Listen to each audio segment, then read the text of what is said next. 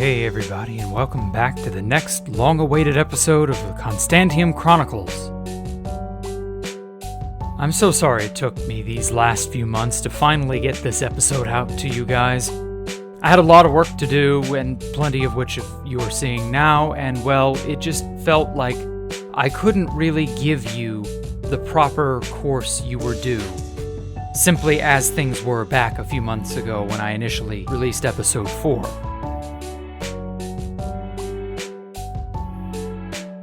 I had to firstly cover the entire island in moss and cover up that butt-ugly mycelium. Don't get me wrong, nature is nice and all, but a verdant sanctuary for an island is a far better sight to look at than this purpley-gray garbage block that once covered the entire place. But I digress. Anyway, the next big hurdle after that, the terraforming, was actually sculpting the landscape itself. Not only did I run around bone mealing 100,000 blocks worth of moss, I also ended up sculpting over and covering certain holes and unique features and forms that I didn't want being identifiable. As well, I believe it's had a very positive effect on the base, so I'm quite satisfied with the results thus far. I also threw in a lot of grass to balance out all the moss. This way, the monotony of the moss could be a little better counterbalanced. In the future, I intend to do more landscaping to better sculpt everything to my liking. And lastly, which was the biggest hurdle, covering the outside skeletal structure with both gray concrete powder, as well as replacing the cobblestone of the skeleton with sea lanterns, and then watering the entire complex in order to cure all the placed powder in place.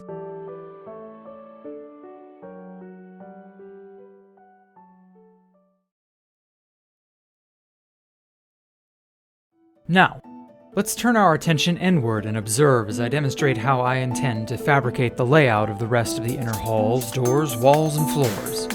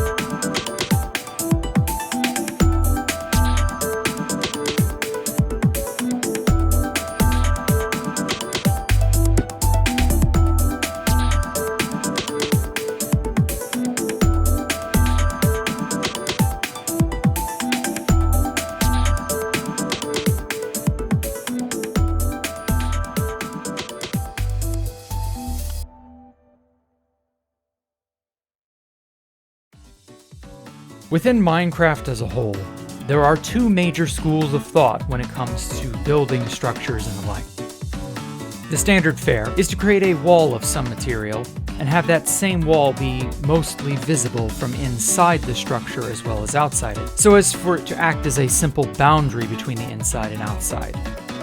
Now, there's nothing exactly wrong with this approach to building, but more fancy structures often require a more dedicated approach. And so this brings us to the second, more successful school of thought, at least in my opinion, creating an outer shell and an inner shell, and then successfully marrying the two portions together. Oftentimes, there's some sort of filling to take up the negative spaces in between the various walls. This can be cobblestone or dirt or moss or whatever, though it isn't strictly necessary if you wish to save on time or materials to do this step.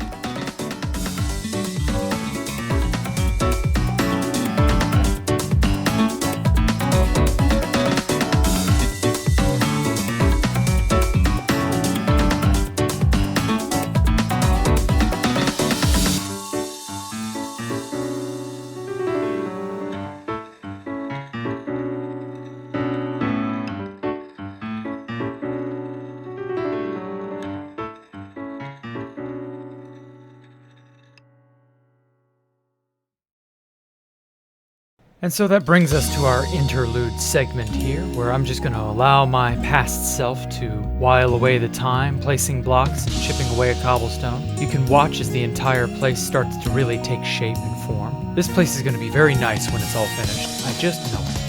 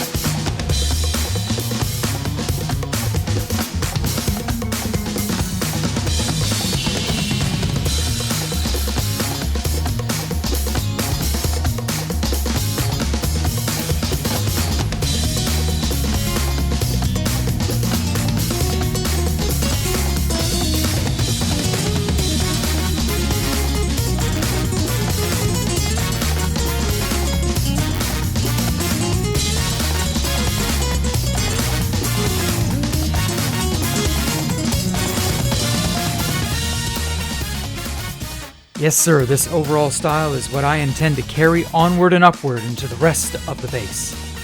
All in all, I believe I've created quite the nice style for this build, and things have really begun to slot into place and look up as of late. I promise to be a bit more faithful to you guys and not neglect you guys again for a long stretch of time anymore. My goal going forward is to get this channel a little bit more active and to produce more of these smaller but interesting bite-sized videos once a week or so. At any rate, make sure to like and comment and subscribe as always, and follow me on Twitter, TikTok, Discord, etc., etc. And as always, you can catch me online on Constantiam.net from time to time, so, be sure to swing by, say hi, and message me, and hey, you might just make it into a video like Vtuber did. At any rate, take care, have a great evening, goodbye.